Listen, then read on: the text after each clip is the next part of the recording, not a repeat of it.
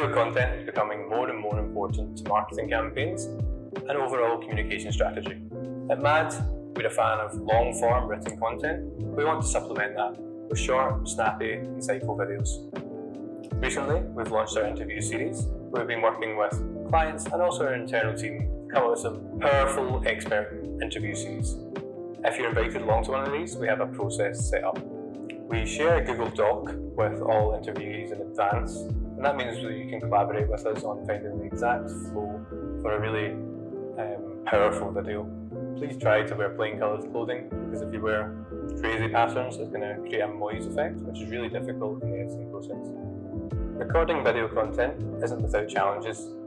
It's not natural to be staring down a camera lens and speaking to it. We're used to speaking to humans and interacting in a certain way. So it will require a lot of testing, a lot of practice, and that's totally okay. There are a few things to bear in mind. First thing is try and relax as much as possible. The more relaxed you are, the more relaxed the viewer will be. Smile, because if you're too robotic and sudden, people won't be able to enjoy the video or really pay attention to what you're saying. You can re-record your answer as many times as you want. We always recommend taking a pause between answers because that gives the editor time to really splice the answers correctly and make it seem like a natural flow. We also use a second camera so that if there is a mistake, we can jump between answers without anyone really realising. The second way of doing this is to use B-roll footage or stock footage as well.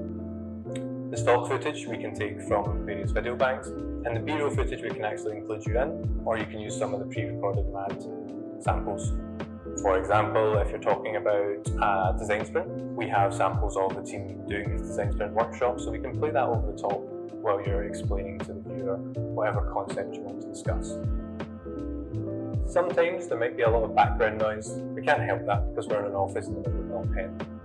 If we notice something like excessive roadworks or drilling, our interviewer will simply raise their hand to let you know to stop. We'd ask you to take clear pauses in between your answers. Again, this helps us when we're editing.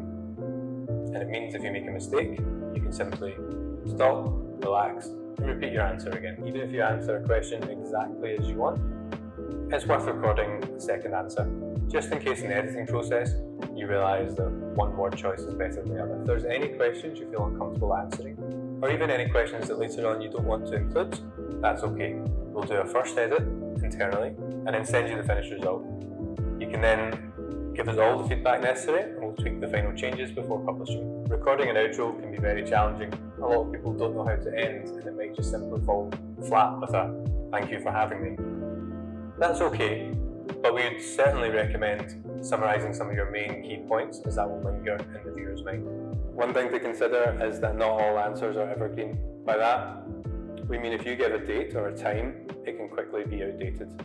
For example, if our interviewer said, "When did you start your job?" If you said, "I started last month," next month that's not going to matter anymore.